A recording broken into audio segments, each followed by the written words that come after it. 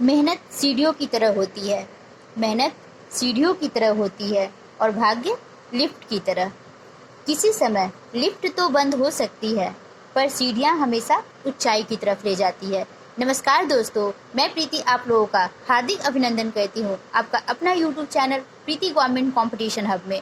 तो डियर दोस्तों, आज जो मैं आप लोगों को डिप्लोमा पॉलिटेक्निक में एंट्रेंस एग्जाम में जो साइंस के क्वेश्चंस आ चुके हैं 2013-14, तो उसकी सैम्पल पेपर मैं आप लोगों को सॉल्व कराने वाली हूँ, क्योंकि हर साल जो क्वेश्चंस होता है वो पैटर्न सेम चलते हैं और कहीं ना कहीं क्वेश्चंस टैली करता है। तो जो प्रीवियस ईयर का क्वेश्चंस है साइंस का, वो मैं आज आप लोगों को कंप्लीट कराने वाली हूँ 2013-14। ओके, तो चलिए हम लोग स्टार्ट करते हैं। क्वेश्चन फर्स्ट है, light can pass through. Light जो है वो किसमें से गुजर सकता है? ओके, वैक्यूम, ग्लास, ऑल या ऑल ऑफ दिस। तो जो लाइट होता है वो वैक्यूम में भी गुजरता है, पास करता है, ग्लास से भी पास करता है। ओके, तो ऑल ऑफ दिस।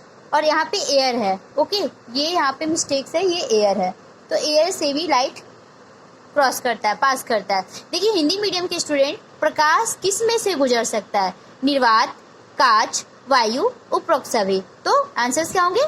उपरोक्त सभी। ओके, नेक्स्ट क्वेश्चन है, स्नेल लॉ इज। ये हर स्टूडेंट्स को पता होगा, जो अभी मतलब 10th पढ़े हैं, पास आउट स्टूडेंट के लिए डिप्लोमा क्लियर करना बहुत ही आसान होता है, बिकॉज उनका सारा कॉन्सेप्ट क्लियर होता है। तो स्नेल लॉ क्या होता है? Mu equal to sine i upon sine r. Okay, Snell का नियम क्या है? Mu equal to sine i upon sine r. Okay, next question है डियर दोस्तों आप लोगों का, our eyes are more sensitive for which colour. हमारी आंख किस रंग के प्रति सबसे अधिक सेंसिटिव होती है? Green colour. Okay, green colour. Hindi medium के स्टूडेंट का क्वेश्चन है, हमारी आंख किस तरह के रंग प्रति अधिक सुग्राही होती है? कौन सा होगा? हरे रंग के प्रति, ग्रीन कलर के प्रति। नेक्स्ट क्वेश्चन है डियर स्टूडेंट आप लोगों का, in automobiles convex mirror are used to see the traffic coming from behind because. Motor गाड़ी में पीछे से आती हुई ट्रैफिक देखने के लिए जो आपका ये है कमिंग, मतलब कि उत्तल दर्पण का प्रयोग किया जाता है, कन्वेक्स मिरर का प्रयोग किया जाता है, क्योंकि they from erect and diminished image, वह सीधा और छोटा प्रतिबिंब बनाता है। मोटर गाड़ी से जो पीछे आते हुए ट्रैफिक देखने के लिए कन्वेक्स मिरर का यूज किया जाता है, इसलिए क्योंकि वो सीधा और छोटा प्रतिबिंब बनाता है, क्योंकि वो सीधा दिख जाता है। राइट। तो हिंदी मीडियम के स्टूडेंट का क्वेश्चन है, मोटर गाड़ी में पीछे से आते हुए ट्रैफिक देखने के लिए उत्तल दर्पण प्रयोग किए जाते हैं, क्योंकि वह सीधा व छोटा प्रतिबिंब बनाते हैं। नेक्स्ट क्वेश्चन है, when a red flower is seen through a green glass it appears black. एक लाल रंग के फूल को हरे रंग के कांच से देखने पर कैसा दिखेगा? काला ही दिखेगा, ऑब्वियस ही बात है। ठीक है, हिंदी मीडियम के स्टूडेंट का क्वेश्चन है, एक लाल रंग के फूल को हरे रंग के कांच से देखने पर यह दिखाई देगा कैसा? काला, ब्लैक। नेक्स्ट क्वेश्चन है, a converging lens is that which collect rays. Okay, जो कन्वर्जिंग लेंस है वह क्या होता है? कलेक्ट रेज होता है। हिंदी मीडियम के स्टूडेंट है, अभिसारी लेंस वह होता है किरणें इकट्ठा करता है। किरणें क्या करता है? इकट्ठा करता है। ओके, नेक्स्ट क्वेश्चन है, a stick put in a bucket of water appears bent.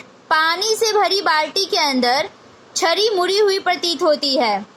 छड़ी, स्टिक जो होता है वो मुड़ा हुआ प्रतीत होता है, क्यों? Due to refraction. Okay, due to refraction. पानी से भरी बाल्टी के अंदर छड़ी मुड़ी हुई प्रतीत होती है अपवर्तन के कारण। किसके कारण? अपवर्तन के कारण। ओके, आपका फिर नेक्स्ट क्वेश्चन है, a well cut diamond appears bright due to. हीरा किस वजह से चमकीला दिखाई देता है? हीरा किस वजह से चमकीला दिखाई देता है? A well cut diamond appears bright due to. हीरा किस वजह से चमकीला दिखाई देता है? टोटल इंटरनल रिफ्लेक्शन की वजह से। टोटल इंटरनल रिफ्लेक्शन की वजह से। हिंदी मीडियम के स्टूडेंट देख लीजिए, हीरा किस वजह से चमकीला दिखाई देता है? पूर्ण आंतरिक परावर्तन से। नेक्स्ट क्वेश्चन है आपके, when an object is placed between two parallel mirrors the number of image formed are. दो पैरेलल मिरर्स के बीच रखी वस्तु के कितने इमेजेस बनेंगे, कितने प्रतिबिंब बनेंगे? इनफाइनाइट। ओके, जब भी दो पैरेलल मतलब कि पैरेलल जो मिरर रखते हैं उसके बीच इनफाइनाइट बनता है। ओके, दो समानांतर दर्पणों के बीच रखी वस्तु के कितने प्रतिबिंब बनेंगे? अनंत। ओके, अनंत।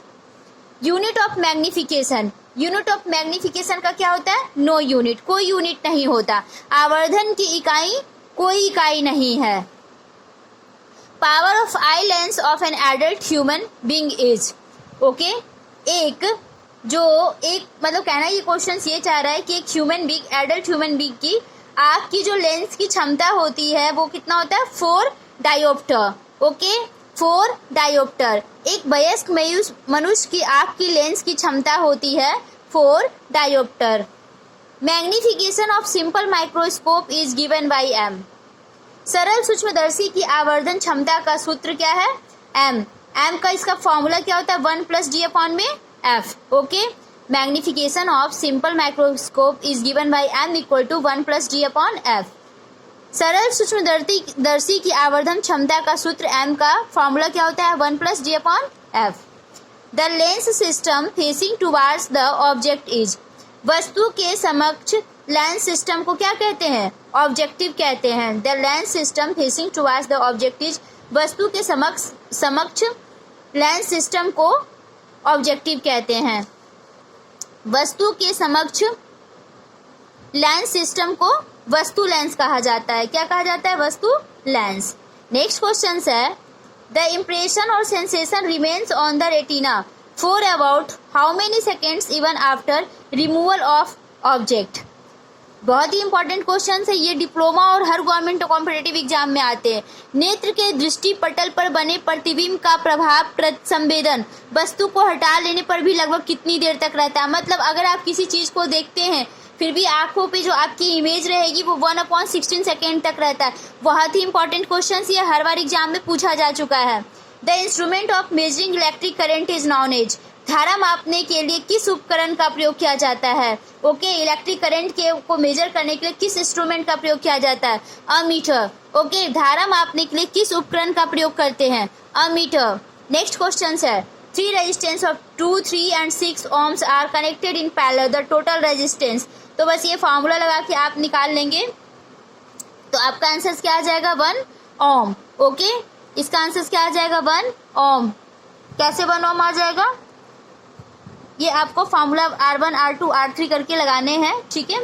1/R1 + 1/R2 + 1/R3, तो 1/2 1 + 3 1/6, तो 6। हाँ, जैसे सपोज कीजिए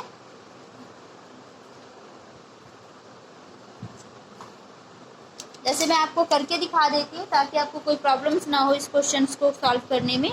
जैसे देखो यहाँ पे इसका फॉर्मूला होता है 1/R = 1/R1 + 1/R2 + 1/R3, right. तो आपके पास जो वैल्यू है 1/2 1/3 और 1/6, ठीक है।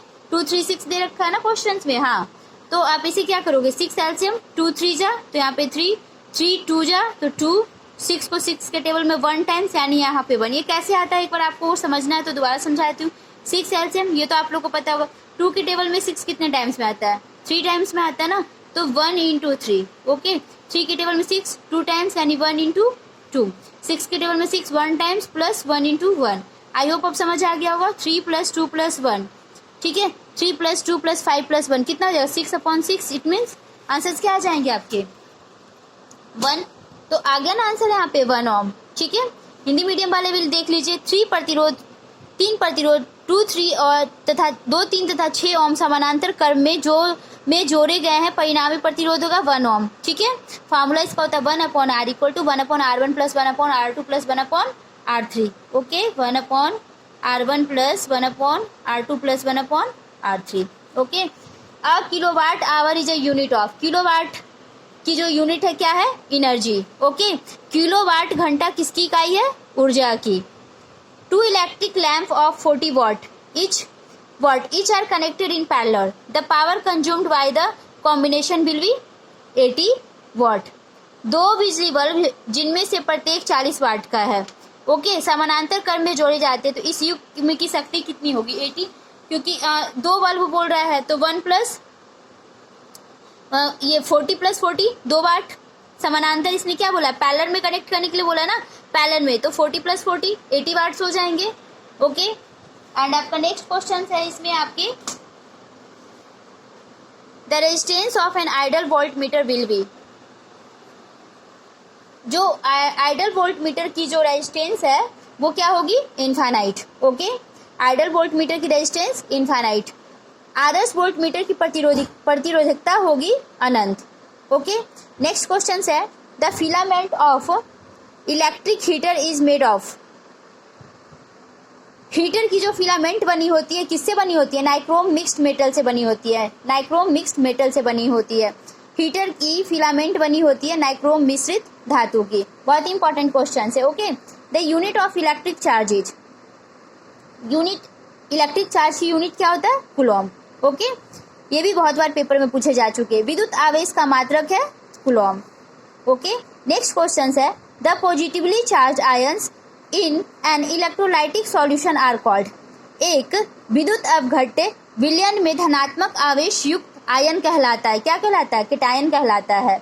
Okay, the positively charge ion is an electrolytic solution are called cations. Okay, एक विद्युत अपघट विलयन में धनात्मक आवेश युक्त आयन कहलाता है कैटायन। नेक्स्ट क्वेश्चन है mechanical energy is converted into electrical energy generator. ME से तो ये तो रट जाएगी क्योंकि क्वेश्चन बहुत बार पेपर में पूछा जा चुका है। यांत्रिक ऊर्जा को विद्युत ऊर्जा में बदलता है generator. Okay, and next question है domestic electric fittings are connected in parallel. घरेलू में जो भी घर में जो हम लोग उपकरण लगाते हैं वो हम लोग पैरेलल में के फॉर्म में लगाते हैं। ओके, घरेलू विद्युत प्रक्रम को किस क्रम में लगाते हैं, समानांतर क्रम में लगाते हैं। Magnitude of magnetic field produce around a conductor depends upon. एक चालक के चारों ओर उत्पन्न हुए चुंबकीय क्षेत्र का परिणाम किस पर निर्भर होता है, करंट पे निर्भर होता है। ओके, किस पे होता है, करंट पे होता है, यानी विद्युत धारा पे होता है। एक चालक के चारों ओर उत्पन्न हुए चुंबकीय क्षेत्र का परिणाम किस पर निर्भर करता है, विद्युत धारा पे करता है। Next question is what is unit of magnitude of magnetic field. Okay, magnetic field का जो यूनिट है मैग्नीट्यूड ऑफ मैग्नेटिक फील्ड का टेस्ला ये 10th के ही बिल्कुल है। ओके, करंट है।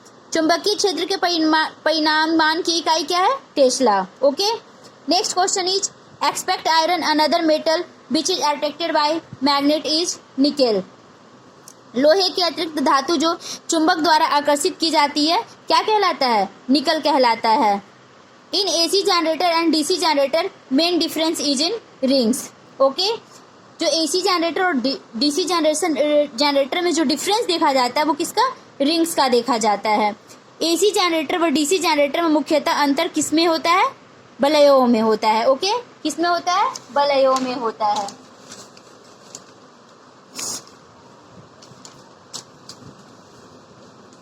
इसके अलावा जो आपका नेक्स्ट क्वेश्चन है वो है which magnet is used to lift heavy goods. किस चुंबक को भारी सामान उठाने के लिए प्रयोग किए जाते हैं, इलेक्ट्रोमैग्नेट। ओके, इलेक्ट्रोमैग्नेट किस चुंबक को भारी सामान उठाने के लिए उपयोग किया जाता है, विद्युत चुंबक।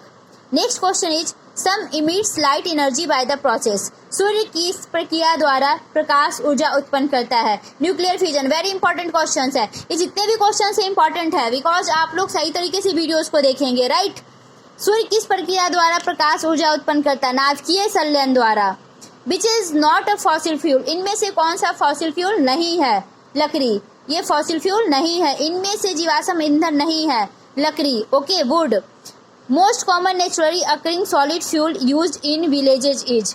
गांव में उपयोग किए जाने वाला आम ईंधन, गांव में सबसे ज्यादा क्या यूज किया जाता है, वुड। ओके, लकड़ी पे खाना बनाते हैं। पौधों गांव में उपयोग किए जाने वाला आम ईंधन है लकड़ी। Okay, next question is which is main constituent of LPG। LPG का मुख्य अंश ब्यूटेन। ओके, LPG का मेन कॉन्स्टिट्यूएंट क्या है, ब्यूटेन। LPG का मुख्य अंश है butane. And next question solar energy like other forms of energy causes no. सौर ऊर्जा की दूसरी किस्मों की तरह उत्पन्न नहीं करती है, पॉल्यूशन। ठीक है, ये दूसरों की तरफ उत्पन्न नहीं क्या नहीं करती है, पॉल्यूशन।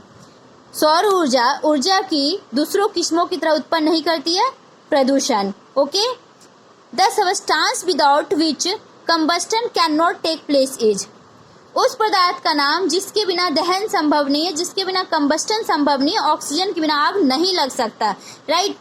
उस पदार्थ का नाम बताइए जिसके बिना दहन संभव नहीं है, ऑक्सीजन, ऑक्सीजन के बिना आग नहीं लग सकता है। Plutonium Pu-239 can be made artificially form, plutonium Pu-239 को मतलब आर्टिफिशियली फॉर्म में प्राप्त किया जाता है U-238 से, U-238 से। ओके, प्लूटोनियम Pu-239 को कृत्रिम रूप में प्राप्त किया जा सकता है यूरेनियम 238 से। The nuclear fuel is in the sun is hydrogen. Okay, सूर्य में परमाणु ईंधन कौन सा है, hydrogen. Ultraviolet rays cause skin cancer, पराबैंगनी किरणों से क्या होता है, त्वचा कैंसर।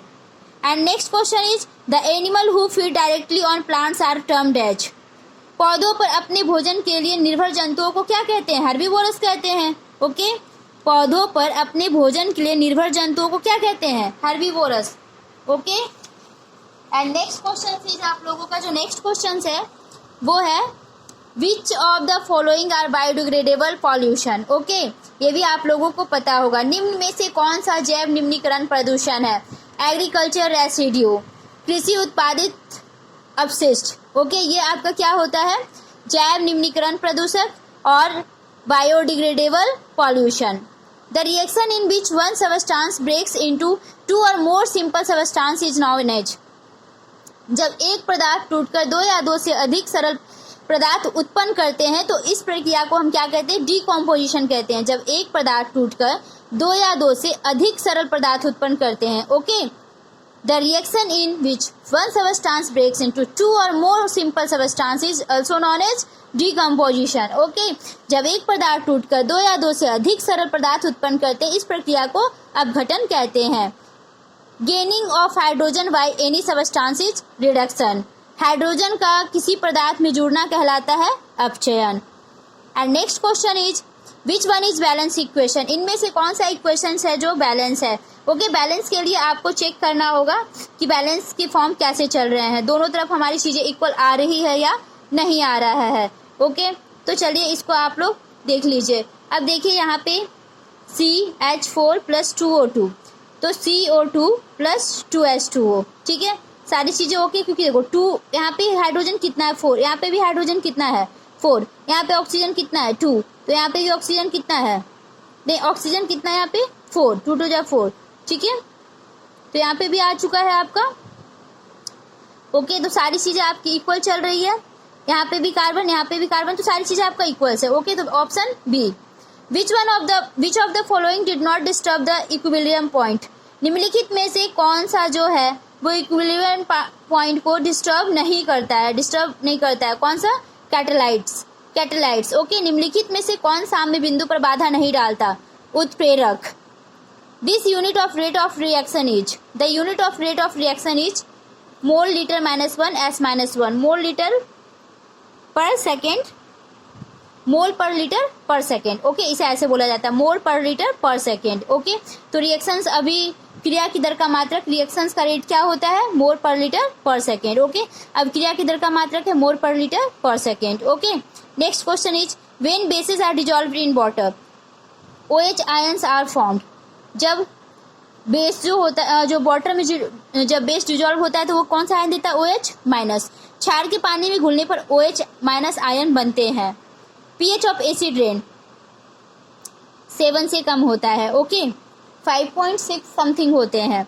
वर्षा के पानी का pH मान <7। Okay, the compound used an antacid is baking soda, प्रति अम्ल की तरह प्रयोग होने वाले यौगिक कौन सा है, बेकिंग सोडा, प्रति अम्ल की तरह उपयोग होने वाले यौगिक है बेकिंग सोडा। ओके, तो ये भी आपका कंप्लीट हो चुका है। इसके अलावा जो है आपका the chemical formula of plaster of Paris, plaster of Paris का फार्मूला होता है CaSO4 1/2 मतलब ½ आप ऐसे बोल सकते हो CaSO4 ½ okay, plaster of Paris का रासायनिक सूत्र है CaSO4 ½ which of the following metals can be cut with the help of a knife, किसे आसानी से चाकू से काटा जा सकता है? सोडियम, बहुत बार पेपर में पूछा जा चुका है। निम्न में किस धातु को चाकू से काटा जा सकता है? सोडियम। ओके, सोडियम के बाद पोटेशियम आता है इसका answer. Which of the following metal is not a conductor of electricity, निम्न में से कौन सा धातु विद्युत के सुचालक नहीं है? मरकरी। ओके, कौन नहीं है? मरकरी। निम्न में से कौन सा धातु विद्युत के सुचालक नहीं है? पारा। पोटासाइलम का प्रयोग किया जाता है, पोटासाइलम का प्रयोग किस लिए किया जाता है? डाइनिंग और प्रिंटिंग के लिए। ओके, डाइनिंग और प्रिंटिंग के लिए पोटासाइलम का प्रयोग किया जाता है रंगाई व छपाई में। The non metal having a lustre appearance is called, चमकदार अधातु, चमकदार अधातु कौन सा होगा? Iodine. Okay, non metal iodine, चमकदार अधातु क्या है? Iodine. Electrolytic reduction is carried on in case of, जो इलेक्ट्रोलाइटिक रिडक्शन का प्रयोग किया जाता है एल्युमिनियम के लिए। ओके, किसके लिए? एल्युमिनियम के लिए। वैद्युत उपकरण का प्रयोग किया जाता है एल्युमिनियम के लिए। द लाइटेस्ट मेटल इज, सबसे हल्की?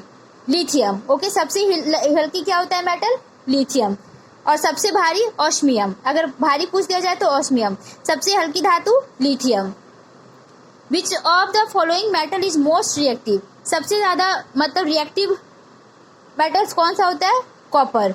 निम्न में से कौन सी धातु अधिक क्रियाशील है? कौन सी है? तांबा। हीटिंग ऑफ अ सबस्टांस और in the presence of air is called, air is, और को मतलब एयर की उपस्थिति में गर्म करने पर, हीट करने पर क्या कहते हैं? उसे रोस्टिंग कहते हैं। क्या कहते हैं? रोस्टिंग। ओके, अयस्क को वायु की उपस्थिति में गर्म करने को कहते हैं version. Okay, gold is purified bye, तो जो गोल्ड को प्यूरिफाइड हम किसके द्वारा करते हैं? इलेक्ट्रोलाइटिक रिफाइनिंग के द्वारा। किसके द्वारा? इलेक्ट्रोलाइटिक रिफाइनिंग के द्वारा। सोने के परिष्करण के लिए सबसे उपयोगी विधि है विद्युत अपघटनीय परिष्करण। Hardest non metal is, hardest non metal क्या है? कार्बन। सख्त धातु क्या है? कार्बन। ओके, सख्त धातु क्या है? Carbon.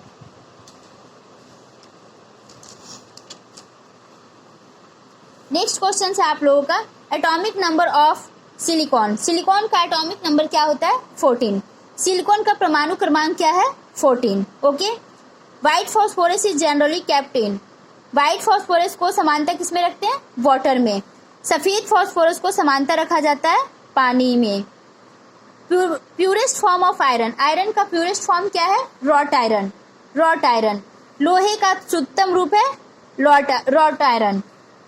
Which of the following metal is found in nature in the free state, निम्न मतलब निम्न मेटल में से कौन सी मेटल प्रकृति में मुक्त अवस्था में पाई जाती है, यानी फ्री स्टेट पाया जाता है? गोल्ड, गोल्ड है जो कि वो फ्री स्टेट पाया जाता है नेचर में। ओके, निम्न धातुओं में से कौन सी धातु प्रकृति में मुक्त अवस्था में पाई जाती है? सोना।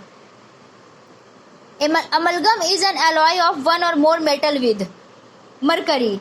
अमलगम एक मिश्र धातु है जिसका एक या एक से अधिक धातु का क्या होता है? मरकरी। इसका आंसर्स क्या होंगे? मरकरी, क्योंकि उसका जो मरकरी के साथ जो होता है वो मिश्रण होता है। ओके, तो अमलगम एक मिश्र धातु है जिसका एक या एक से अधिक धातुओं का मरकरी के साथ मिश्रण होता है। एंड नेक्स्ट क्वेश्चन है, N2 मॉलिक्यूल हैज, N2 जो मॉलिक्यूल होता है वो क्या होता है?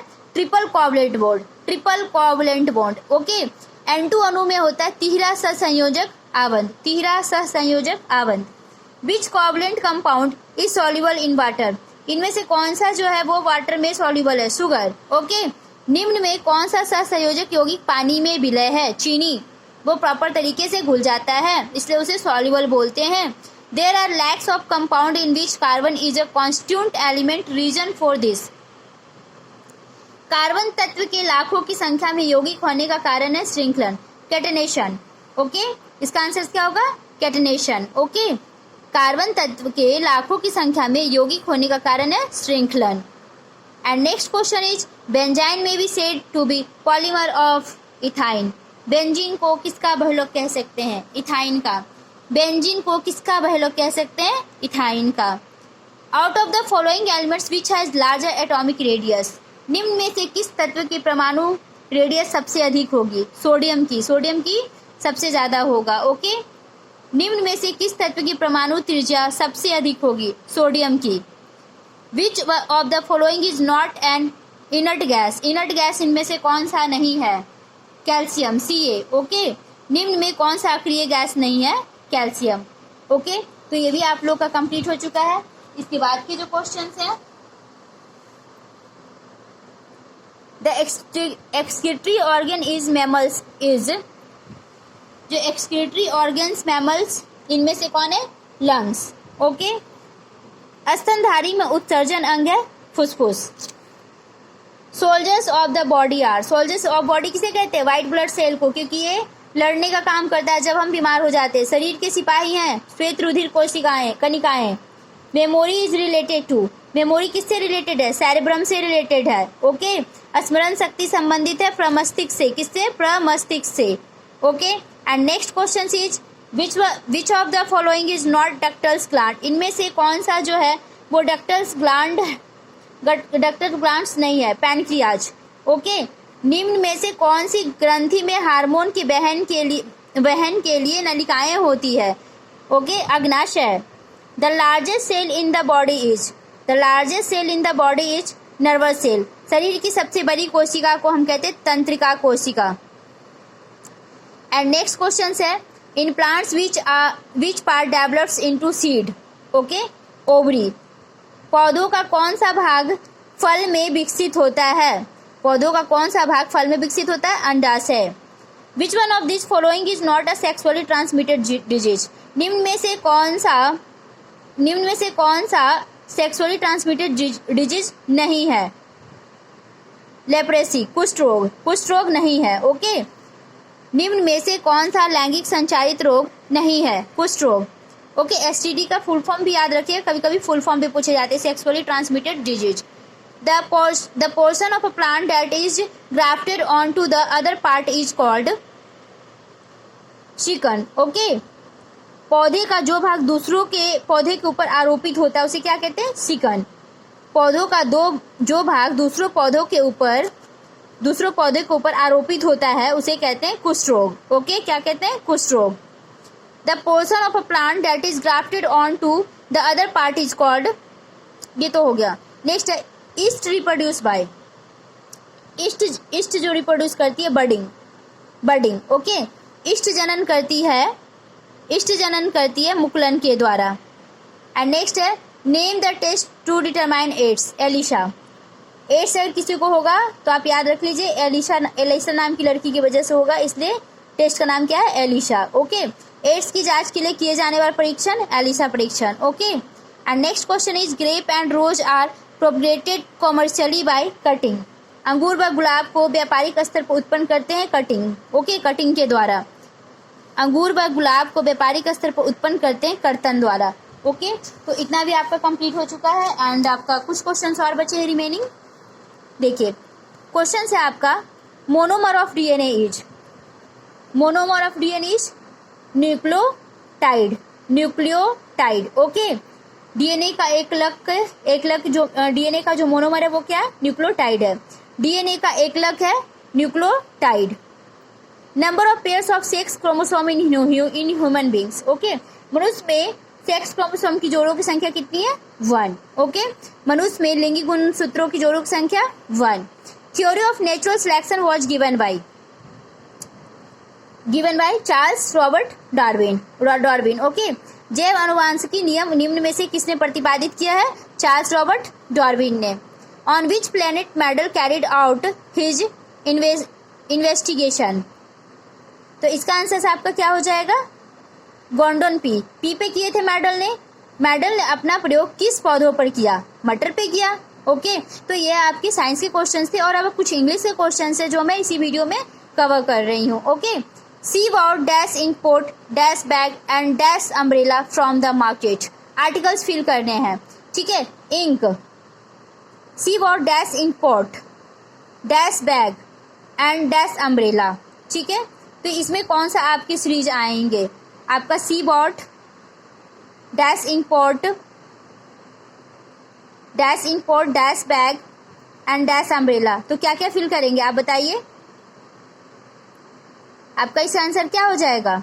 ऑप्शन बी, सबसे पहले इन पॉइंट में एन आ जाएगा, ए आ जाएगा और द आ जाएगा, ठीक है।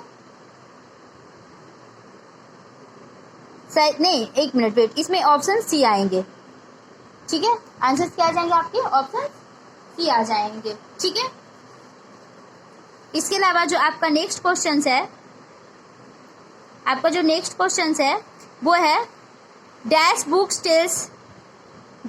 Tales his many adventures, how she lived, how he built dash house and dash boat and how he was rescued at last. Okay, तो यहाँ पे द बुक टेल्स, क्योंकि इस सेंटेंस में देखो सबसे ज्यादा मेन किसकी बात की जा रही है? बुक की बात की जा रही है, तो यहाँ पे द आएगा। The book tells his many adventures, how he lived, how he built dash house, dash यानी a house, and dash boat, तो अ बोट, तो ऑप्शन ए आपका करेक्ट आर्टिकल है, ठीक है। बहुत ही आसान क्वेश्चन आते, डिफिकल्ट नहीं आते। योर स्कूटर, अब आपको इसमें मॉडल फिल करना है। Your scooter dash have hit the pavement, okay, dash scooter pavement है इसमें, तो इसका आंसर क्या हो जाएगा? माइट, ओके, माइट लगेगा। योर स्कूटर माइट में माइट लगेगा, हैव लग रहा है, माइट आएगा इसमें, वर्ब का second form. We dash abide by the law, should, ठीक है, इसका आंसर क्या हो जाएंगे? शुड, वुड नहीं लग सकता, वी शुड होता है, okay. Vineet fell off the ladder when he, tense आपको फिल करने हैं, ओके, कौन सा टेंस होगा? Will be mending, okay. Sentence देखो कि किस तरह से बोल रहा है, आप उस हिसाब से लगाओगे। By evening the guest dash up, तो सोड हो जाएगा, the by evening the guest showed up, okay. Make hay while the sun dash shining, इसका क्या आंसर हो जाएंगे आपके? शाइनिंग, ओके, इसका आंसर आपके शाइनिंग हो जाएंगे। एक मिनट, आपका जो क्वेश्चन था make hay while the sun dash shines होगा, शाइनिंग नहीं होगा, ये आंसर्स आपके करेक्ट हैं, ओके। नेक्स्ट क्वेश्चन है यू वर्क सेटिस्फाइज मी, तो आई am satisfied by your work, इसमें आपको क्या करना? पैसिव में बदलने, ओके। तो आप इसे क्या लिखोगे? I am satisfied by your work, okay, ये आपको लिखना है। आपका नेक्स्ट क्वेश्चन है a truck ran over a pedestrian, तो ये क्या हो जाएगा? A pedestrian was run over by a truck, okay. He gave me a gift, तो a gift is given to me by him, ये आपका करेक्ट आंसर है, ओके। इसके अलावा जो आपके कुछ और क्वेश्चन है ये देख लीजिए। India is a grateful dash its patriots, India is grateful to, it was convicted dash murder, it is convicted of murder, he is hard dash hearing, तो ऑफ, ओके। अब इसमें क्या करने के लिए क्वेश्चन कह रहा है कि select the best alternative so as to best express the meaning of the word given below, ठीक है। इनमें से आपको कौन सा select the best alternative so as best expression meaning of word meaning given below, इनमें से कौन सा सही है? तो ये आपका सही है, मर्डर ऑफ अ बेबी और अ स्मॉल चाइल्ड, ओके, तो ये आपका करेक्ट आंसर है। क्लेप्टोमेनिक का a person with an abnormal desire to steal, तो ये आपके करेक्ट आंसर से। तो मैंने आपको साइंस और इंग्लिश के जितने भी क्वेश्चन थे वो मैंने कंप्लीट करा दिए, और कल की वीडियोज में मैं आपको मैथ्स कंप्लीट करा दूंगी, ओके। तो डियर स्टूडेंट्स, अगर आप लोग चैनल में न्यू हैं, चैनल को सब्सक्राइब नहीं किए हैं, तो चैनल को सब्सक्राइब कर लीजिएगा। वीडियोस पसंद आए तो लाइक कर लीजिएगा और अपने फ्रेंड्स को शेयर कर दीजिएगा। Okay bye, take care, have a nice day, bye bye.